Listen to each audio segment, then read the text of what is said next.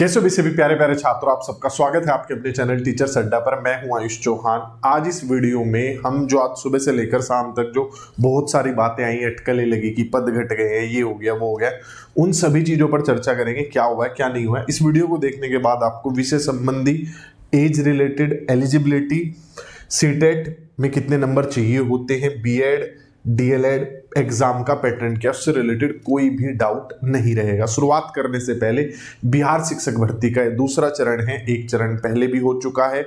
एक व्यक्ति 3 बार इस भर्ती में बैठ सकता है। क्या वो एक वर्ग के लिए है या पूरी भर्ती के लिए ये गणना हो रही है, इसको लेकर अभी तक क्योंकि ऐसी कोई सिचुएशन बनी नहीं है तो इस पर बीपीएससी ने कुछ क्लेरिफिकेशन दिया भी नहीं है। अगर मैं बात करूं पदों की, तो जो पद इतने दिनों से बताए जा रहे थे वही हैं। मध्य यानी 6ठी से 8वीं में 32,000 वैकेंसी है, 9वीं से 10वीं में 19,000 वैकेंसी है लगभग, उच्च माध्यमिक में 18,500 वैकेंसी है, 11वीं 12वीं जिन्हें हम पीजीटी कह सकते हैं। आज बीपीएससी चेयरमैन घोषणा कर चुके हैं कि अभी हम इन पदों पर भर्ती निकाल रहे हैं। इन पर जो कि 48,000 पद पिछली भर्ती से बचे हुए हैं, उस पर अगर वो पद बच जाते हैं तो विभाग से चर्चा करने के बाद उन पदों को भी इस भर्ती में जोड़ दिया जाएगा। आगे चलते हैं और अपने नोटिफिकेशन को देख लेते हैं। मैं वीडियो के एंड में आप कैसे नोटिफिकेशन देख सकते हैं वो भी बताऊंगा, जिससे आप अपने सब्जेक्ट कॉम्बिनेशन को खुद बेहतर रूप से पढ़ पाएंगे। सबसे पहले शुरुआत करते हैं वैकेंसी की कि किस कैटेगरी में कितनी वैकेंसी है। वर्ग 6 से 8 में 32,000 पद है। इसमें अगर मैं मैथ साइंस की बात करूं तो 5,850 पद पुरुषों वाले हैं, 5,608 पद जो है वो महिला कैटेगरी में रखे गए हैं। पहली 5वीं 6ठी 8वीं में महिलाओं को 50% आरक्षण दिया जाता है बिहार में। इसी प्रकार सामाजिक विज्ञान की अगर मैं बात करूं, 4180 पुरुषों वाले हैं जो अनारक्षित है और 4,036 जो सिर्फ महिलाओं के लिए है। बात करें हिंदी की तो 1722 वैकेंसी जो है वो मेल में है। बाकी की सारी मेल को आप ये मत समझिएगा कि वो फीमेल के लिए नहीं है, फीमेल सिर्फ फीमेल की है। ये जो इधर वाली वैकेंसी है पुरुष महिला किसी के लिए भी हो सकती है। तो 1700 इधर 1700 उधर। अगर बात करें इंग्लिश की तो लगभग 4,000 वैकेंसी है। बात करें उर्दू की, इसकी संस्कृत की, तो उसमें भी 2200-2300 वैकेंसीज हैं। बात करें हम उर्दू की तो उसमें भी लगभग 2,000 वैकेंसी है। तो इस प्रकार जो आरक्षित है महिलाओं के लिए उनमें 15,842 पद है और जो महिलाओं के लिए आरक्षित नहीं है उसमें 16,140 पद है। आगे चलते हैं। इसके अलावा 9वीं 10वीं में 18,877 पद है। जो पहले जितने सब्जेक्ट वाइज आपको बताए थे उतने ही, इन्हें देखने का भी कोई फायदा नहीं है क्योंकि इनमें भारी बढ़ोतरी होगी। जितने हैं उससे ज्यादा पिछली वैकेंसी के खाली बचे हुए हैं वो इसमें ऐड हो जाएंगे 100%। 18,877 पद जो है 9वीं से 10वीं तक वाले में है, 11वीं 12वीं वाले में भी इतने ही पद है जो मैंने आप लोगों को बताया था। अब आगे की पॉइंट पर चलते हैं कि कौन इन्हें भर सकता है इस वैकेंसी को। तो क्लियर है, भारत का नागरिक होना चाहिए। पहले बिहार का नागरिक यहां पर हुआ करता था, भारत का कोई भी नागरिक भर सकता है। सभी पदों के लिए एनसीटीई की गाइडलाइन को फॉलो किया जाता है, राष्ट्रीय अध्यापक शिक्षा परिषद की गाइडलाइन को फॉलो किया जाता है। जो वो कहते हैं वही माना जाता है, अर्थात बीएड जहां लागू है जहां नहीं है वो सब उन्होंने ही क्लियर किया हुआ है। CTET paper 2, Bihar TET paper 2 pass होना चाहिए 6ठी से 8वीं के लिए। इन सब चीजों पर जो मैंने पहले पॉइंट्स बताए थे वीडियो बनाकर वही बातें हैं। CTET paper 2, Bihar TET paper 2 pass होना चाहिए 6ठी से 8वीं के लिए, आप जिस भी विषय में भर रहे हैं। स्टेट पेपर 1 9वीं 10वीं के लिए, स्टेट पेपर 2 11वीं 12वीं के लिए, जो अभी कुछ दिन पहले कराया गया था। अगर बात करें सीटेट में नंबरों की, उनको मैंने थोड़ा अलग से ढंग से लिख लिया है जिससे कि आपको समझ में आ सके। CTET other state, CTET Bihar वालों के लिए। बिहार को लेकर रूल काफी क्लियर है, इधर थोड़े फंसते हैं। बिहार का अगर कोई सामान्य पुरुष है उसको 90 नंबर चाहिए, सामान्य की महिला को 82 चाहिए, ओबीसी चाहे पुरुष हो चाहे महिला 82 चाहिए, एससी एसटी 75 नंबर चाहिए, फिजिकल हैंडीकैप 75 चाहिए। क्योंकि पूरे भारत के जो छात्र हैं जो फॉर्म भरेंगे जो बिहार से बाहर के, उन्हें सामान्य में गिना जाता है। सामान्य पुरुष, सामान्य महिलाओं में उन्हें गिना जाता है।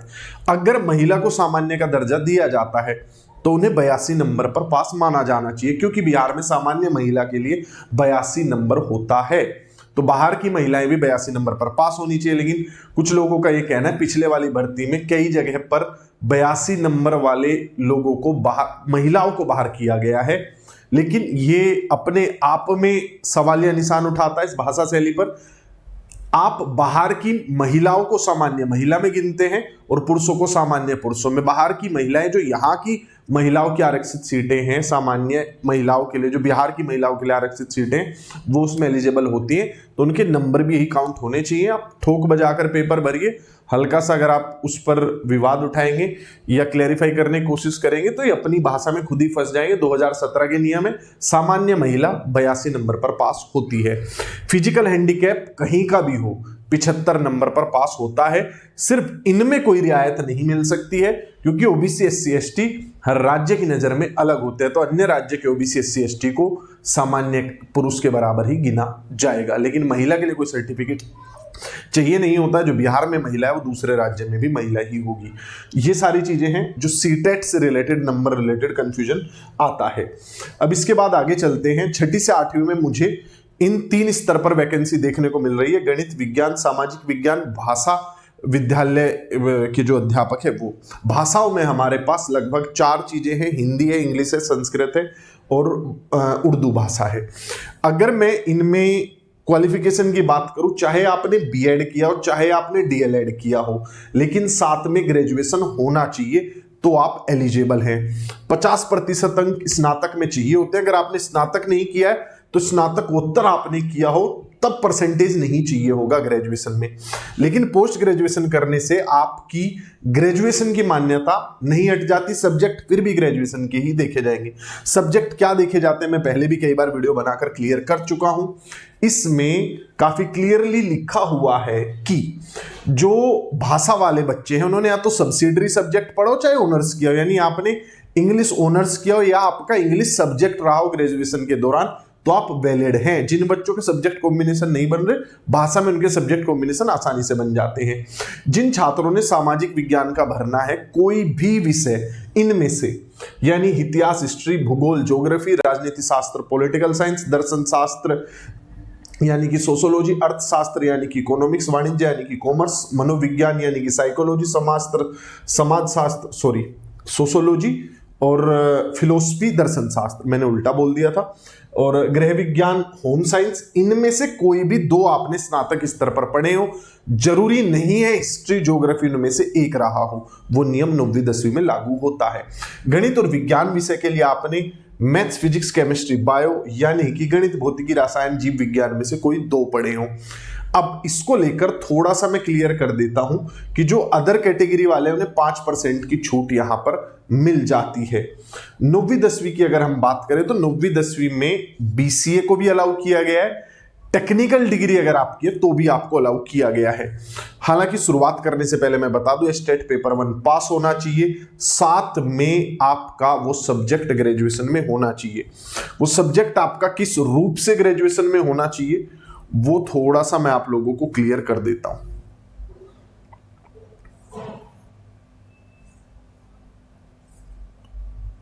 देखिए, गणित के लिए आपने स्नातक स्तर पर गणित, भौतिकी, इलेक्ट्रॉनिक्स, कंप्यूटर साइंस, रसायन विज्ञान, सांख्यिकी विषय में से कोई 2 विषय स्नातक स्तर पर पढ़े हो, यानी जैसे आपने बीटेक कंप्यूटर साइंस किया, मैथ और कंप्यूटर साइंस आपका रहा हो, आपका मैथ फिजिक्स रहा हो, मैथ इलेक्ट्रॉनिक्स कम्युनिकेशन रहा हो, मैथ केमिस्ट्री रहा हो, स्टैटिस्टिक्स रहा हो। जो बच्चे इंजीनियरिंग वाले वो भी इसमें अलाउड है, बशर्ते गणित में विशेषज्ञता होनी चाहिए, यानी कि गणित उसमें स्पेसिफिक सब्जेक्ट होना चाहिए। अब बात करते हैं बीसीए की, तो कंप्यूटर साइंस में बीसीए को भी अलाउ किया गया है। बैचलर ऑफ कंप्यूटर जो होते हैं उनको भी अलाउ किया गया है यहाँ पर, ठीक है। अगर बात करें विज्ञान की, तो विज्ञान में जंतु विज्ञान, वनस्पति विज्ञान, रसायन शास्त्र, मतलब आपने जितनी भी साइंस की स्ट्रीम है उसमें से कोई भी पढ़ा हो, उस पर आपने स्नातक किया हो, या इंजीनियरिंग में आपकी विज्ञान में विशेषज्ञता रही हो, तो आप जो है इसमें एलिजिबल होते हैं। इसमें बायोटेक्नोलॉजी को भी अलाउ किया गया है। सामाजिक विज्ञान ध्यान से सुनिएगा, इतिहास या भूगोल में से कोई एक होना चाहिए, उसके अलावा दूसरा कुछ भी हो सकता है। इतिहास या भूगोल में से कोई एक होना चाहिए, एक विषय इतिहास या भूगोल हो, दूसरा आपका राजनीति शास्त्र या अर्थशास्त्र हो सकता है, जो भी आप चाहें, लेकिन इन दोनों के अलावा बाकी के सिर्फ 2 हैं तो आप एलिजिबल नहीं है। भाषा में वही ऑनर्स या सब्सिडरी आपने किया हो। 11 से 12 में बड़ा सिंपल है, 11 से 12 में आपने उस विषय में उस सब्जेक्ट में पोस्ट ग्रेजुएशन किया हो। सब्जेक्ट ये लिखे हैं, फिजिक्स के लिए ये, केमिस्ट्री के लिए ये, इकोनॉमिक्स के लिए, कॉमर्स के लिए, बॉटनी जियोलॉजी के लिए, मैथ के लिए। इसमें कंप्यूटर साइंस में जिन्होंने कंप्यूटर साइंस की सब्जेक्ट क्वालिफिकेशन की हुई है पोस्ट ग्रेजुएशन में, या फिर उन्होंने बीटेक या बैचलर ऑफ इंजीनियरिंग किया हुआ है कंप्यूटर साइंस में, तो उन्हें भी रियायत है। कॉमर्स में भी ऐसे ही है, एमकॉम और 2-3 चीजों को उसमें शामिल किया गया है। मैं एंड में आपको नोटिफिकेशन डाउनलोड करके पढ़ना कैसे है वो बताऊंगा, तो खुद भी एक बार जरूर देखिएगा। बीएड जो है वो थ्रू आउट अलाउड है, 6ठी 8वीं 9वीं 10वीं 11वीं 12वीं। 6ठी 8वीं में डीएलएड वाले भी एलिजिबल होते हैं। तो इसके बाद अब आगे चलते हैं। आगे अब हमारा जो अगला पार्ट है, ये कुछ वैकेंसीज और भी हैं इसमें एक्स्ट्रा अन्य स्कूलों की। इसमें प्रिंसिपल की वैकेंसीज भी हैं, उनके भी नियम यही है जो दूसरे स्कूलों की वैकेंसी है यहां पर। अगला पॉइंट होगा हमारा आयु सीमा। देखिए, सबसे सिंपल चीज सबसे पहले आपको समझनी पड़ेगी, जो 6ठी से 8वीं वाली भर्ती है उसके लिए न्यूनतम आयु 18 वर्ष होनी चाहिए। जो 9वीं 10वीं 11वीं वाली भर्ती है उसके लिए 21 साल होनी चाहिए उम्र चेक करने की कट ऑफ डेट 1/8/2023 मानी गई है, यानी कि 1 अगस्त 2023 जो है इसकी कट ऑफ डेट मानी गई है। इसके बाद अधिकतम आयु जो अनारक्षित पुरुषों की है वो 37 वर्ष है। पिछड़ा वर्ग, अत्यंत पिछड़ा वर्ग, पिछड़े वर्ग की महिला, अनारक्षित महिला, यानी कि जैसे मैंने सीटेट के नंबरों में बताया था, जनरल मेल 37 है, उसके अलावा जनरल की फीमेल, ओबीसी और ओबीसी के मेल फीमेल दोनों, जनरल की फीमेल भी यहीं आ जाएगी, उन्हें 40 वर्ष है। जो अनुसूचित जाति अनुसूचित जनजाति से आते हैं, एससी और एसटी से आते हैं, उनके लिए 42 साल है।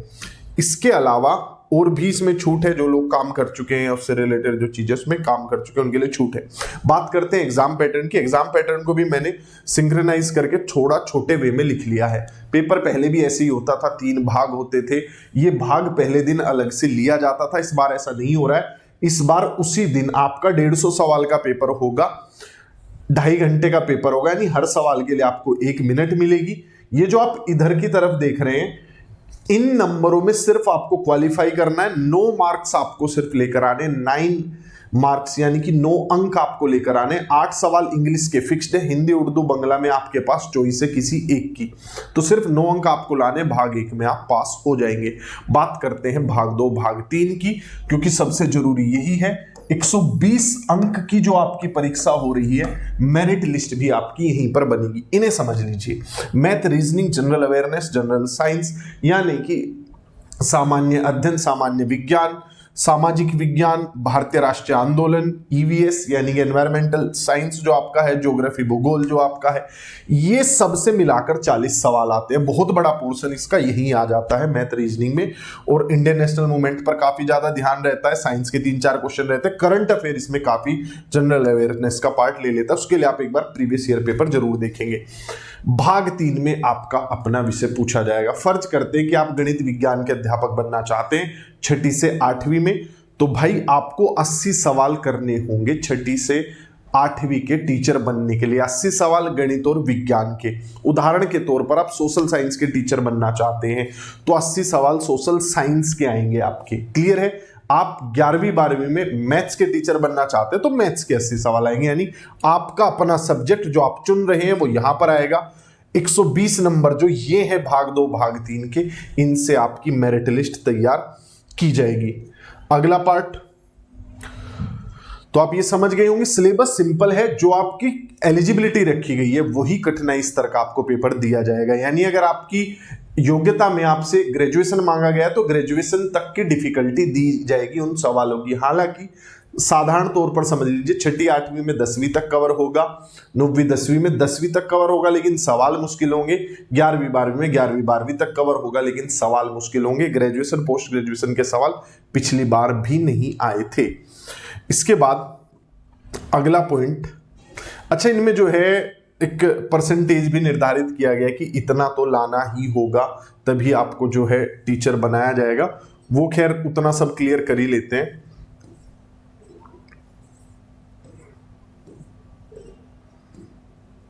इसके अलावा जो आरक्षण की शर्तें हैं वो हैं ये बिहार के छात्रों को अपनी पूरी करनी होंगी, वो सारी चीजें हैं।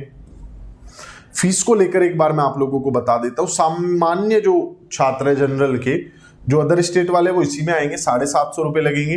SC ST के लिए 200 रुपये फीस लगेगी। जो महिलाएं हैं वो चाहे जनरल हो चाहे जनरल मेल फीमेल दोनों हो, 200 रुपये फीस लगेगी। दिव्यांग जो है उनकी भी 200 फीस लगेगी। अन्य सभी उम्मीदवार जो इनसे अलग बच जाते हैं वो 750 रुपये उनके लगेंगे। आवेदन कब से शुरू हो रहा है, क्या प्रक्रिया है, वो थोड़ा सुन लीजिए। 5 तारीख से रजिस्ट्रेशन स्टार्ट हो रहा है और 14 तारीख तक फीस भरी जाएगी। उसके बाद आप अपना फॉर्म में जो डिटेल वगैरह अपनी सारी चीजें वो आप आवेदन भरने की अंतिम तिथि जो है वो 25 है, लेकिन ध्यान रखिएगा 5 तारीख से 14 तारीख तक ही फीस जमा होगी। उसके बाद 17 तारीख तक फीस जमा होगी, उसके बाद फीस जमा नहीं होगी। रजिस्ट्रेशन 14 तारीख को बंद हो जाएंगे, 17 तारीख को फीस बंद हो जाएगी। फॉर्म 10 से भरने शुरू होंगे डिटेल्स वगैरह, 25 तारीख लास्ट होगी। फिर भी मैं ये कहूंगा आप 10-11 तारीख के आसपास अपना रजिस्ट्रेशन अभी कर लीजिए, फीस वगैरह अपनी 10-11 तारीख के आसपास सब भर के क्लियर कर दीजिएगा, क्योंकि इसमें अगर रह गए तो आप परेशान हो जाएंगे। आप इस नोटिफिकेशन को खुद भी पढ़ सकते हैं, बहुत सिंपल है। आप लोगों को सिर्फ सर्च करना है BPSC, गूगल पर पहली वेबसाइट खुलेगी। यहीं इस वेबसाइट पर आप सबसे ऊपर पाएंगे एडवर्टाइजमेंट।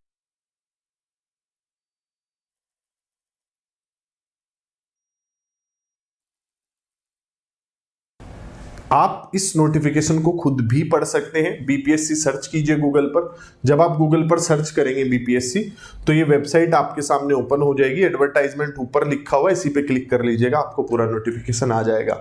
आपकी सहायता के लिए कुछ पहले से self prepared notes, study material आप लोगों तक पहुंचाया जाएगा। अगर आप नीचे गूगल फॉर्म को भर देंगे, नीचे गूगल फॉर्म है उसे भर दीजिएगा। उसमें अपना सब्जेक्ट, किस वर्ग के लिए आप तैयारी करना चाहते हैं जरूर मेंशन कीजिएगा, तभी आप तक स्टडी मटेरियल मेल के थ्रू हम पहुंचा पाएंगे।